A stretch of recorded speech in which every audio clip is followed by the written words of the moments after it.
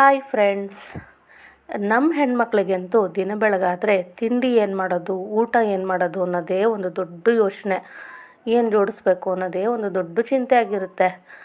ಈ ಬೇಸಿಗೆಯಲ್ಲಂತೂ ಈ ಸೆಕೆಗೆ ಊಟನೂ ಬೇಡ, ತಿಂಡಿನೂ ಬೇಡ ಅನಿಸ್ಬಿಡುತ್ತೆ. ಆದರೆ ಹೊಟ್ಟೆ ಕೇಳಬೇಕಲ್ವಾ? ಆ ಹೊಟ್ಟೆ ಹಸಿವಿಗೋಸ್ಕರ ಏನಾದರೂ ತಿಂಡಿ ಮಾಡಲೇಬೇಕು ಅಥವಾ ಅಡುಗೆ ಮಾಡಲೇಬೇಕು. ಆದರೆ ನಾವು ಜಾಸ್ತಿ ಹೊತ್ತು ಈ ಬೇಸಿಗೆಯಲ್ಲಿ ಜಾಸ್ತಿ ಅಡುಗೆ ಮಾಡಲಿಕ್ಕೂ ಬೇಜಾರಾಗಿರೋದ್ರಿಂದ, ಹಾಗೆಯೇ ಹೊಟ್ಟೆಗೆ ತಣ್ಣಗೂ ಆಗಬೇಕು. ಈ ರೀತಿಯಾಗಿ ಈಸಿಯಾಗಿ ಬೇಗ ಆಗುವಂತಹ ಅಡುಗೆನ ಇವತ್ತಿನ ದಿನ ನಾವು ನೋಡೋಣವಾ ಏನು ಮಾಡೋದು ಅಂತ. Welcome to Kavya Veeksha channel. ನನ್ನ ಚಾನಲಲ್ಲಿ ಇವತ್ತಿನ ಸ್ಪೆಷಲ್ ಅಂದರೆ ಸಮ್ಮರ್ ಸ್ಪೆಷಲ್ಲಾಗಿ ಮೊಸರು ಅವಲಕ್ಕಿ ಹೇಗೆ ಮಾಡೋದು ಅಂತ ನೋಡೋಣ. ಇದು ನೋಡಲಿಕ್ಕೆ ಎಷ್ಟು ರುಚಿಯಾಗಿ ಇರುತ್ತೆ ಅಂದರೆ ತಿನ್ನಲಿಕ್ಕೂ ತುಂಬ ಅಷ್ಟೇ ರುಚಿಯಾಗಿರುತ್ತೆ. ನೀವೀಗಾಗಲೇ ವಿಡಿಯೋದಲ್ಲಿ ನೋಡ್ತಾ ಇದ್ದೀರಲ್ವ, ಕ್ರೀಮಿಯಾಗಿ ತುಂಬಾ ಚೆನ್ನಾಗಿ ಇದೆ. ಹಾಗಾದರೆ ಈ ರೆಸಿಪಿನ ಹೇಗೆ ಮಾಡೋದು ಅಂತ ನೋಡೋಣವಾ. ಒಂದು ಮಿಕ್ಸಿಂಗ್ ಬೌಲ್ಗೆ ನಾನಿಲ್ಲಿ 2 ಹಿಡಿಯಷ್ಟು ದಪ್ಪ ಅವಲಕ್ಕಿನ ತೊಗೊಂಡಿದ್ದೀನಿ. ನಿಮ್ಮ ಮನೆಯಲ್ಲಿ ನಿಮಗೆ ಯಾವ ಅಳತೆಯಲ್ಲಿ ಸರಿ ಹೋಗುತ್ತೋ ಆ ರೀತಿಯಾಗಿ ತಗೊಳ್ಳಿ. ಆದರೆ ಒಂದೇನೆಂದರೆ ಇಲ್ಲಿ ದಪ್ಪ ಅವಲಕ್ಕಿ ತೊಗೊಂಡ್ರೆ ತುಂಬ ರುಚಿಯಾಗಿರುತ್ತೆ.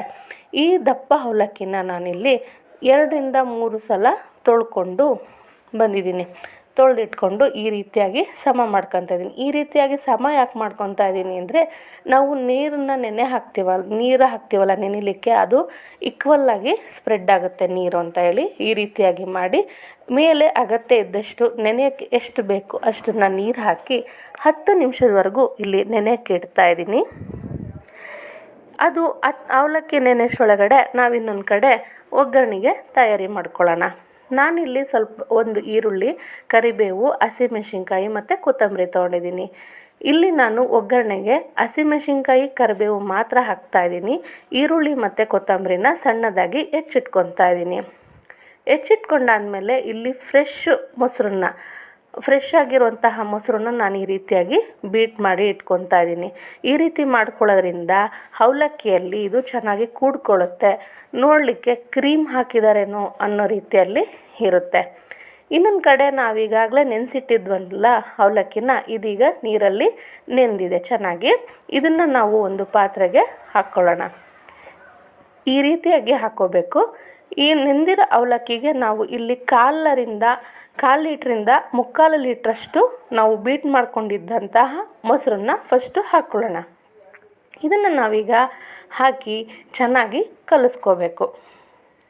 ನೋಡಿ, ಈ ರೀತಿಯಾಗಿ ಬೀಟ್ ಮಾಡ್ಕೊಂಡಿರೋದ್ರಿಂದ ಏನಾಗಿದೆ, ಮೊಸರು ಥರ ಕಾಣಿಸಲ್ಲ. ನಮಗೇನೋ ಕ್ರೀಮ್ ಹಾಕ್ತಾ ಇದ್ದೀವೇನೋ ಅಥವಾ ಹಾಲು ಹಾಕ್ತಾ ಇದ್ದೀವೇನೋ ಅನ್ನೋ ರೀತಿಯಲ್ಲಿದೆ. ನಾವಿಲ್ಲಿ ಹಾಲಾಗಲಿ ಅಥವಾ ಕೆನೆ ಆಗಲಿ ಬಳಸ್ತಾ ಇಲ್ಲ. ಕೆಲವರು ಮೊಸರನ್ನ ಅಥವಾ ಮೊಸರು ಅವಲಕ್ಕಿಗೆ ಹಾಲು ಅಥವಾ ಕೆನೆನ ಹಾಕ್ತಾರೆ. ಆದರೆ ನಾನಿಲ್ಲಿ ಬರೀ ಮೊಸರಲ್ಲೇ ಮಾಡ್ತಾಯಿದ್ದೀನಿ. ಸ್ವಲ್ಪ ಮಟ್ಟಿಗೆ ನೀರನ್ನು ಮೊಸರಲ್ಲಿ ಹಾಕಿದ್ದೀನಿ, ಆದರೆ ಜಾಸ್ತಿ ಹಾಕಿಲ್ಲ. ಮತ್ತು ನನಗೆ ಇಲ್ಲಿ ಇನ್ನೂ ಸ್ವಲ್ಪ ಮೊಸರು ಬೇಕು ಅನ್ನಿಸ್ತಾ ಇದೆ. ಹಾಗಾಗಿ ಇನ್ನೂ ಸ್ವಲ್ಪ ಮೊಸರನ್ನ ಆ್ಯಡ್ ಮಾಡ್ಕೊತಾ ಇದ್ದೀನಿ. ಯಾಕೆಂದರೆ ಅವಲಕ್ಕಿ ಸ್ವಲ್ಪ ಹೀರ್ಕೊಳ್ಳುತ್ತೆ. ಹಾಗಾಗಿ ಇಲ್ಲಿ ನೋಡಿಕೊಂಡು ಹಾಕ್ಕೋಬೇಕಾಗತ್ತೆ. ಈಗಾಗಲೇ ಮೊದಲೇ ನೆಂದಿರೋದ್ರಿಂದ ಇದು ತುಂಬ ನೆನೆಸ್ಬೇಕು ಅಂತ ಏನಿಲ್ಲ, ಅವಶ್ಯಕತೆ ಇಲ್ಲ. ಮೊಸರಲ್ಲಿ ಇನ್ನೂ ಒಂದು 5 ನಿಮಿಷ ನೆನೆ ಬಿಡೋದ್ರಿಂದ ಅದು ಅವಲಕ್ಕಿ ಚೆನ್ನಾಗಿ ಹೀರ್ಕೊಳ್ಳುತ್ತೆ ಮೊಸರನ್ನ.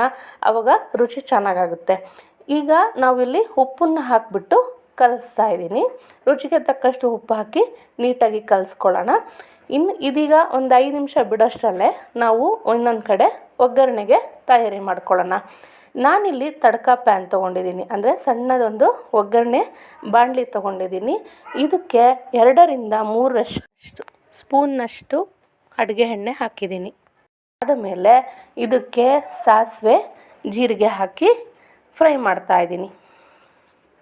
ಈ ರೀತಿಯಾಗಿ ಒಂದು ಸ್ಪೂನಿನ ಸಹಾಯದಿಂದ ನಾನಿಲ್ಲಿ ಫ್ರೈ ಮಾಡ್ತಾಯಿದ್ದೀನಿ. ಇಲ್ಲಾಂದರೆ ಇದು ಒತ್ತೋಗ್ಬಿಡುತ್ತೆ. ಸರಿಯಾಗಿ ನಾವು ಫ್ರೈ ಮಾಡುವಾಗ ಅದನ್ನು ಸ್ಪೂನಿಂದ ಫ್ರೈ ಮಾಡಲಿಲ್ಲ ಅಂದರೆ ತಿರುಗಿಸಿ ಒತ್ಬಿಡುತ್ತೆ. ಹಾಗಾಗಿ ಆಮೇಲೆ ಇಲ್ಲಿ ನಾನು ಒಂದು ಸ್ಪೂನ್ನಷ್ಟು ಕಡಲೆಬೇಳೆ ಕೂಡ ಹೊಂಬಣ್ಣ ಬರೋವರೆಗೂ ಫ್ರೈ ಮಾಡ್ಕೊತಾ ಇದ್ದೀನಿ. ಇಲ್ಲಿ ನೀವು ಬೇಕಿದ್ರೆ ಹಸಿ ಶುಂಠಿ ಕೂಡ ತುರಿದು ಹಾಕ್ಕೋಬೋದು. ನಾನಿಲ್ಲಿ ಹಾಕಿಲ್ಲ. ಇಲ್ಲಿ ನಾನು ಒಣಮೆಣ್ಸಿನ್ಕಾಯಿನ ಹಾಕ್ತಾಯಿದ್ದೀನಿ. ಒಣಮೆಣ್ಸಿನ್ಕಾಯಿನೂ ಕೂಡ ನಾವಿಲ್ಲಿ ಸಣ್ಣ ಉರಿಯಲ್ಲೇ ಫ್ರೈ ಮಾಡ್ಕೊತಾ ಇದ್ದೀನಿ. ಇಲ್ಲಿ ಮತ್ತು ಹಸಿಮೆಣ್ಸಿನ್ಕಾಯಿನೂ ಹಾಕಿದ್ದೀನಿ. ನಿಮಗೆ ಖಾರ ಜಾಸ್ತಿ ಆಗುತ್ತೆ ಅನ್ನೋದಾದರೆ ನೀವು ಒಣ ಖಾರ ಒಣಮೆಣ್ಸಿನ್ಕಾಯಿನಾದರೂ ಆಯ್ತು ಅಥವಾ ಹಸಿಮೆಣ್ಸಿನ್ಕಾಯಿ ಆಯ್ತು, ಎರಡರಲ್ಲಿ ಒಂದನ್ನು ನೀವು ಬಳಸ್ಕೊಬೋದು ಅಥವಾ ಎರಡೂ ಹಾಕೋಬೋದು. ಅದು ನಿಮಗೆ ಹೇಗೆ ಇಷ್ಟ ಆಗುತ್ತೋ ಹಾಗೆ ಮಾಡಿ. ಇಲ್ಲಿ ನಾನು ಕರಿಬೇವು ಕೂಡ ಕೊನೆಯಲ್ಲಿ ಹಾಕಿಬಿಟ್ಟು ಫ್ರೈ ಮಾಡ್ಕೊತಾ ಇದ್ದೀನಿ. ಈಗ ನೆನೆಸಿದ್ವಲ್ಲ ಮೊಸರಲ್ಲಿ, ಆ ಅವಲಕ್ಕಿಗೆ ಈ ಒಗ್ಗರಣೆನ ಹಾಕಿಬಿಟ್ಟು ಕಲಿಸ್ತಾ ಇದ್ದೀನಿ. ಈ ರೀತಿಯಾಗಿ ನೋಡ್ತಿದ್ದೀರಲ್ಲ ಎಷ್ಟು ಚೆನ್ನಾಗಿ ಕಾಣಿಸ್ತಾ ಇದೆ ನೋಡಿ. ಈ ರೆಸಿಪಿ ಬೇಸಿಗೆಯಲ್ಲಂತೂ ತುಂಬಾ ಚೆನ್ನಾಗಿರುತ್ತೆ. ಈಗ ಸಮ್ಮರ್ ಹಾಲಿಡೇ ಆಗಿರೋದ್ರಿಂದ ಮಕ್ಕಳು ಕೂಡ ಮನೇಲಿರುತ್ತಾರೆ. ಪದೇ ಪದೇ ಒಂದೇ ರೀತಿ ಅಡುಗೆ ಮಾಡೋದಕ್ಕಿಂತ ಈ ರೀತಿಯಾಗಿ ತಂಪಾಗಿರುವಂತಹ ಮೊಸರು ಅವಲಕ್ಕಿ ಮಾಡಿದ್ರೆ ತುಂಬಾ ಇಷ್ಟಪಟ್ಟು ತಿಂತಾರೆ. ಹಾಗಾಗಿ ಮನೇಲೂ ಒಂದು ಸಲ ಮಾಡಿ ನೋಡಿ, ಹೇಗಿದೆ ಅಂತ ನನಗೆ ಕಮೆಂಟ್ ಮಾಡಿ ಕೂಡ ತಿಳಿಸಿ.